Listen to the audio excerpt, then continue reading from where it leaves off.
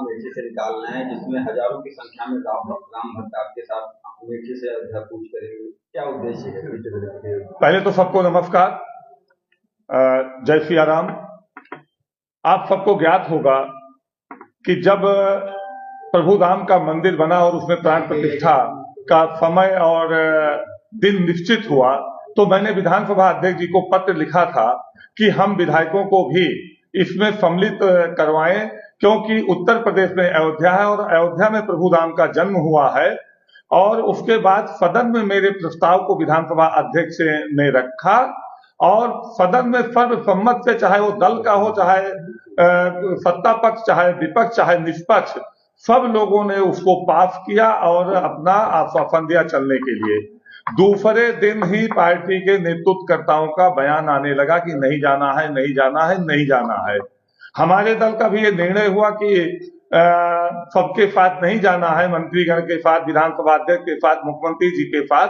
तो उसी दिन मैंने संकल्प लिया था कि अब प्रभु राम का जब भी दर्शन करूंगा तो अपनी जन्मभूमि से प्रभु राम की जन्मभूमि तक पैदल ही दर्शन करूंगा।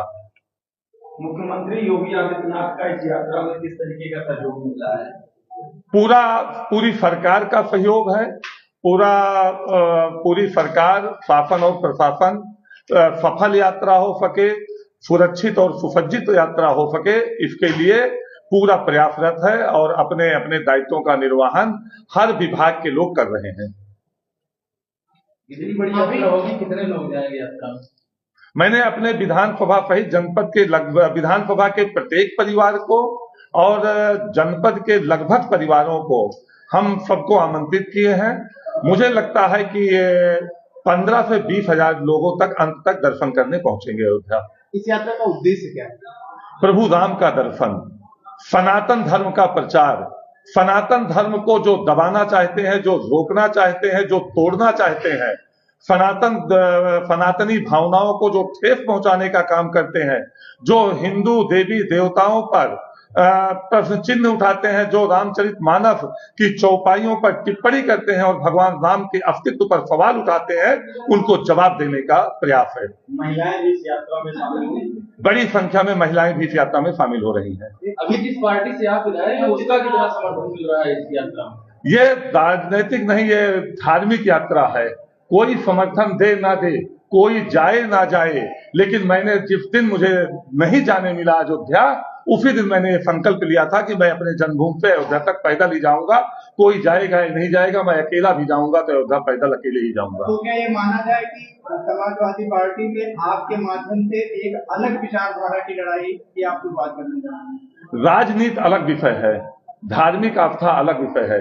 राजनीति के माध्यम से हम जनमानस की सेवा करते हैं और धार्मिक और आस्था भावना से लोगों को मार्गदर्शित करते हैं और संदेश देते हैं, उनके उत्थान की बात करते हैं। सुरक्षा व्यवस्था ही क्या इंतजाम है? जो है राम को नकार रहा है, वहीं आप विपक्ष के विधायक होकर के राम के दर्शन के लिए हजारों समर्थकों के साथ जा रहे हैं। उत्तर प्रदेश में उपचुनाव चल रहा है, क्या इसका भी फर्क पड़ेगा इस यात्रा से?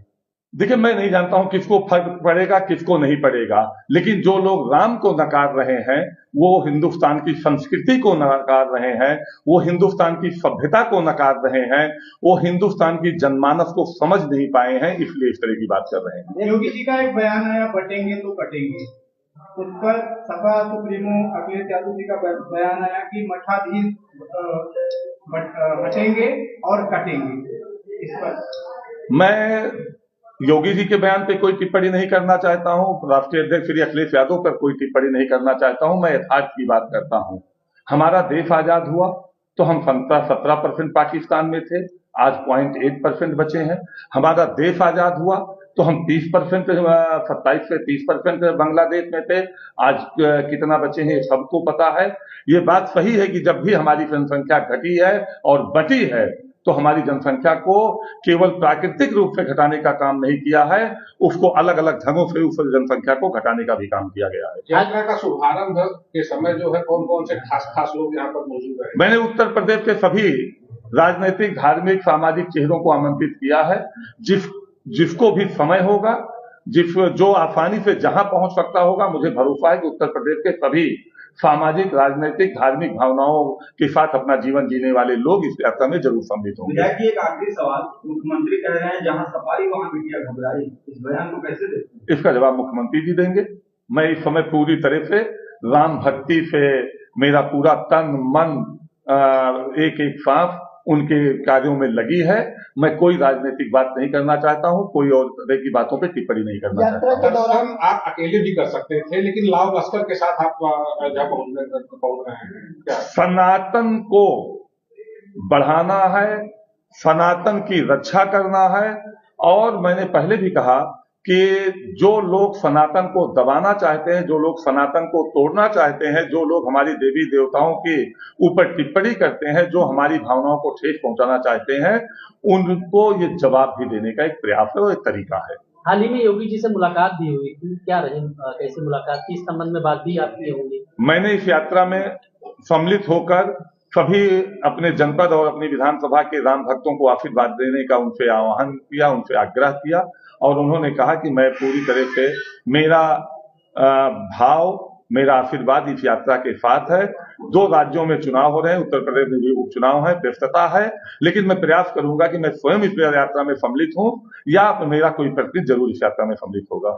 आप समाजवादी पार्टी के विधायक हैं, उसके बावजूद इस तरह से जो कर रहे हैं, कहीं ऐसा नहीं लग रहा है कि जो है इसके बाद आपकी जो पार्टी के से आपको जो है संकट खड़ा हो सकता है?